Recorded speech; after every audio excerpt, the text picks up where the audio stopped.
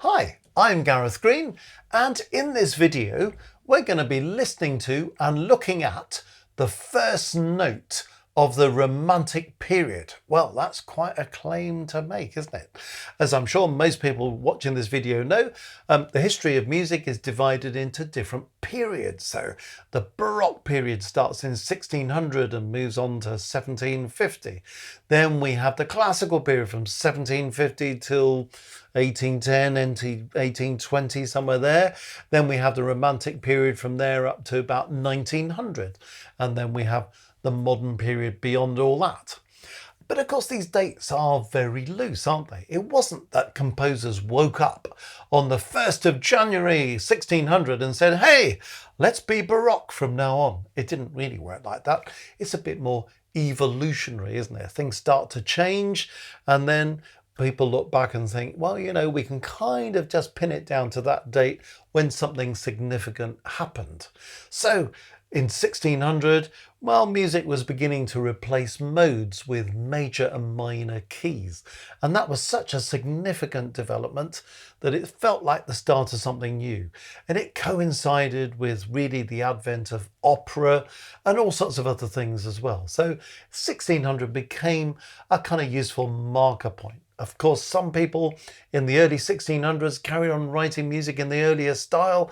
Some people in the late 1500s were already ahead of themselves. So it's a bit loose, isn't it? But maybe there are certain flags that come up in music where you can say, that's interesting. There's a moment that is really flagging up something new. So some people subscribe to this particular theory that in bar 7 of Beethoven's Third Symphony, the Eroica, we have the first note of the Romantic period. Well, what do they mean by this? Well, what you've got on the screen in front of you is my reduction of the orchestral score for the first 7 bars, so we can just sort of see and hear what's going on. So it's really written for strings, and we have 2 bars of this introductory E flat major chord in the strings, and then we have this beautiful melody that comes in the cellos with upper strings accompanying, and that goes like this.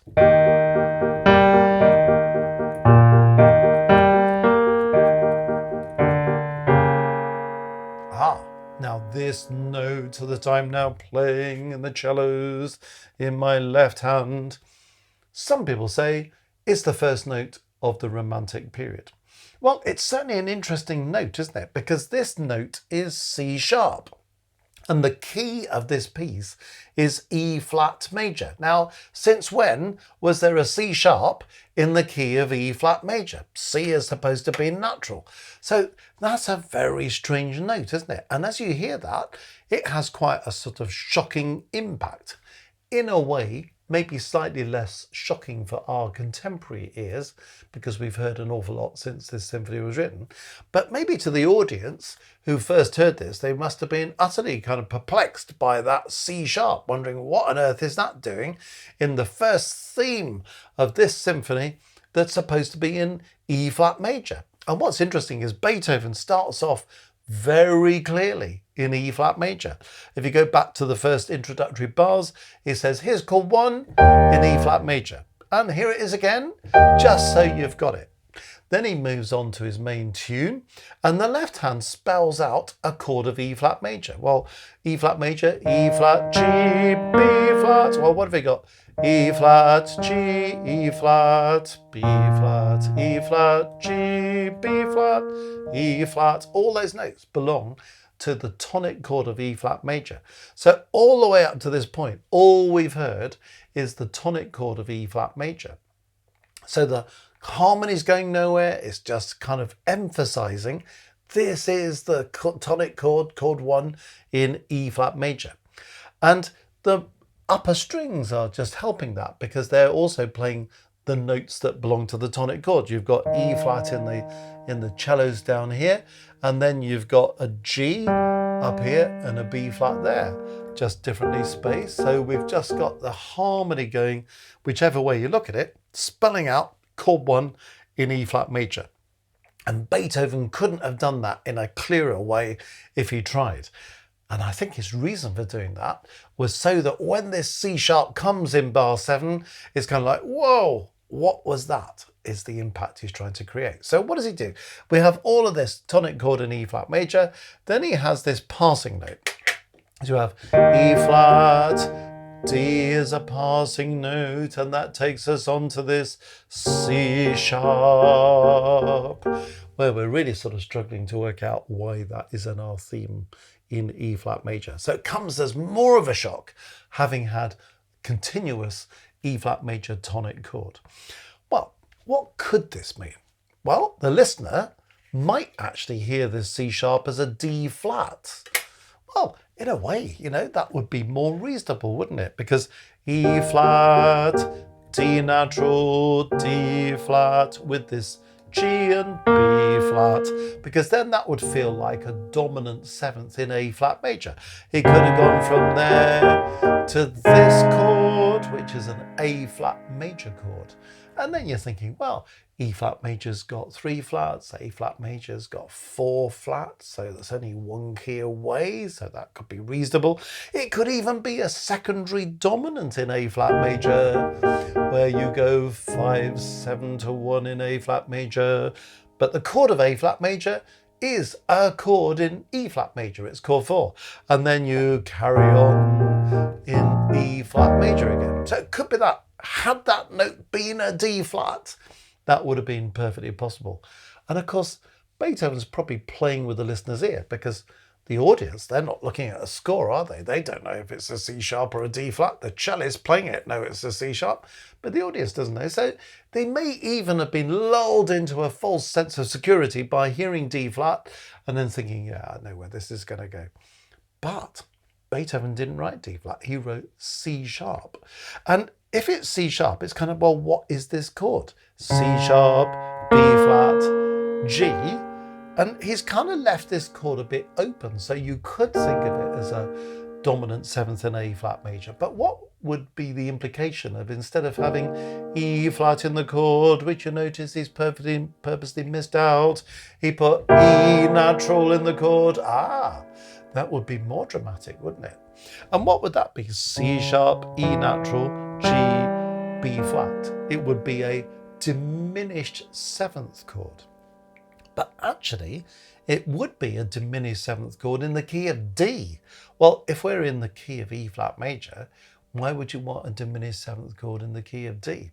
So Beethoven is playing games with us. It's one of the great skills that Beethoven has, to kind of catch us unawares, take us in a slightly unexpected way, so we're left kind of processing that. So even if the listener's never heard of secondary dominants in A flat, never heard of diminished 7ths, nevertheless, it makes this immediate emotional impact. So, interesting bar to look at. Is this the first note of the Romantic period? Well, personally, I've got reservations about the theory, because, you know, you could look at other similar situations in other pieces by Beethoven or in pieces by late Haydn and say, well, why wouldn't that be the first note of the Romantic period? But I think the point is that it's flagging up the movement from the classical period to the Romantic period. The Romantic period replaces the simplicity and the elegance, if you like, the graceful style of the classical period with something that's a bit more gritty, a bit more emotional, going a bit deeper, a bit more passionate. And so this C sharp is a kind of wonderful example of that starting to happen in music. So it's pointing up the Romantic period. So you may agree with the theory that that C sharp is in fact the first note of the Romantic period, or you may think, well, it's one possibility amongst many other possibilities. Nevertheless, a very interesting note to listen to and to put in context and just unpack for a moment that that's the kind of note that was flagging up the movement from the classical period to the Romantic period. So there we are, the first 7 bars of Beethoven's Third Symphony.